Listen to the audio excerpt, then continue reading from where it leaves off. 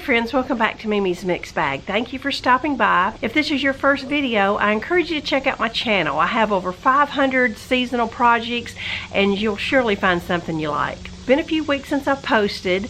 My husband and I are getting over COVID for the third time in the last couple years, and it just has to work its way through you, and I feel better enough now that I feel like crafting. I wanted to share a really cute fall project with you.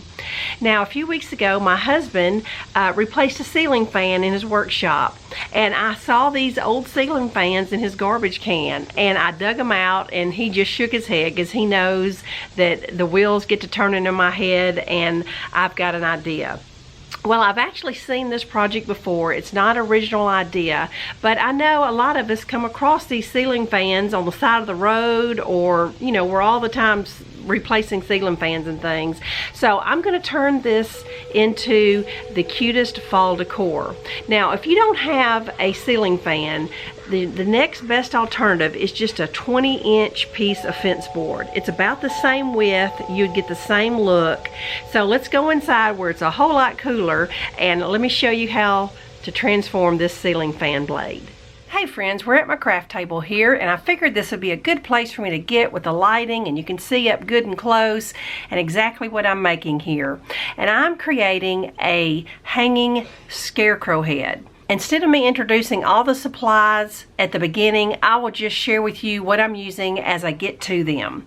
Every ceiling fan is different, but most of them are very similar to mine. You have a smooth side, and then you have a side that usually has some kind of caning insert or something like that. I'm going to remove that and just paint my back black, just so that it doesn't look so much like a ceiling fan. But if someone turned it over, they could probably figure it out. So my face is going to be created on this smooth side. Now, like I said earlier, the ceiling fan blade is approximately 20 inches long, and a third of it is going to be my hat area. I'm going to take about 6 or 7 inches, and I drew a little diagonal line because I like for my hat to be slanted. I think that gives a cute look. The colors I'm going to use are, the back is going to be black. My face area is going to be the apple barrel sun-kissed peach.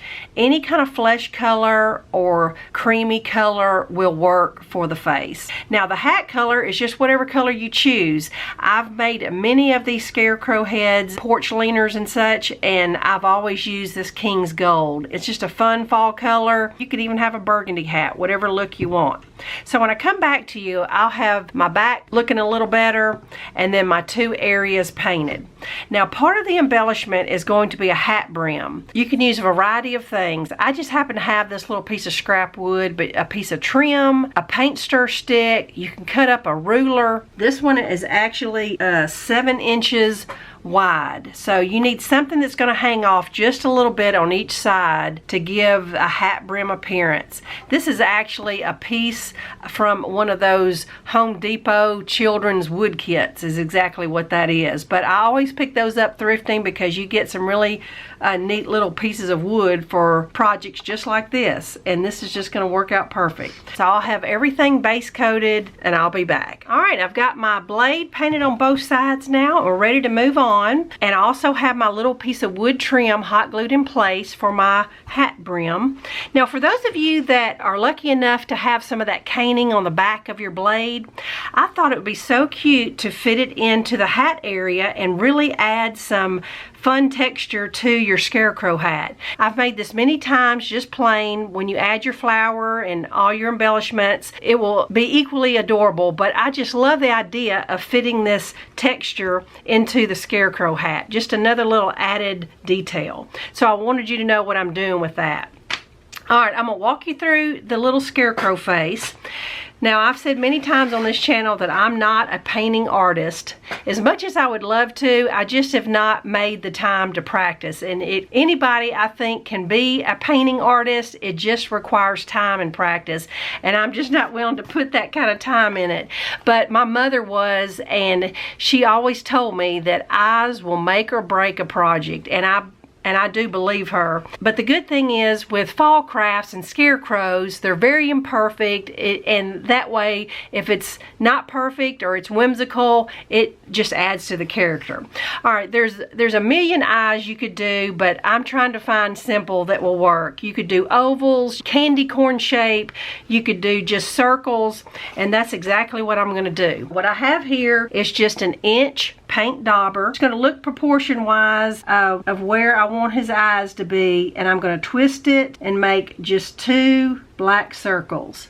I'm going to let that dry for a minute, and you can take a white paint pen or some white out or just some white paint, whatever you got, and I'm going to do 2 little commas at the top of his eyes, and that will give just a little sparkle in his eyes, and that'll be simple and great for a scarecrow.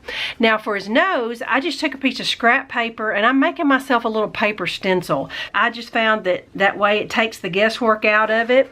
And here's a little hack I want to show you. If you don't have some of these little round sponge daubers, one way to get yourself a bunch of them is to buy some of the little $2 sponge pink rollers, cut them in half, and use a clothespin. That's a great little hack if you need some little sponge daubers. And that's going to be my nose. Alright, so as far as my mouth, a very small brush that you have, I'm just going to freehand this. I can always go back and straighten it up. But I'm going to go wiggle. Alright, I had 3 phone calls back to back. I finally just had to cut the camera off, so I'm picking up where I thought maybe I left off, or I'll just explain to you this simple scarecrow face. Alright, what I have here is just a little 1/4 of an inch square brush to making this face. Alright, I just used my black sponge dauber, and then I showed you how I did the nose, and then I just used that little square brush to form my mouth, and I painted some little eyebrows, and I took a Sharpie marker and made some little stitch marks around the nose just for some small detail. And that's simple and does the job. For his hat, I haven't painted my cane yet, and I really don't have to paint it, but I think I'm going to just make it all one color.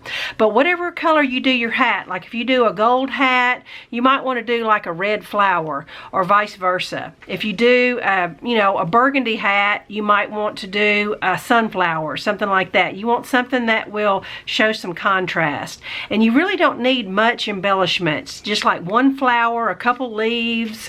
Since I'm using the cane, I'm not going to use this little square piece of burlap. I was going to put a piece of burlap right there under the flower, but that's not really necessary now. But I'm going to glue a couple leaves. I'm going to just loop up some green raffia and kind of put it under the flower and on top of the leaves, something like that. Like I said, once this is hanging up and you see, it's not anything that you can't figure out what I'm doing.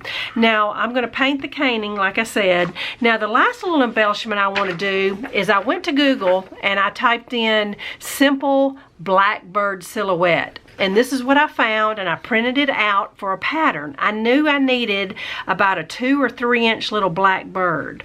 So I'm just going to take a piece of black felt, cut out that paper bird, and cut myself a little black felt blackbird. I was playing around earlier just to see if that would work, and I went ahead and cut out a little sample one. I'm going to put a little wiggle eye for an eye there and put a touch of orange paint to make a beak. Just make it a little closer so you can see it. And then I'm going to just hot glue it up there on the top of the hat. So that's going to be a really cute little addition to the hat. Now, I was thrifting about a month ago and I came across these cloth napkins. They just look like they're vintage looking, and they're they look like zigzagged patch quilt. And I just thought, this is the perfect fabric for my scarecrows.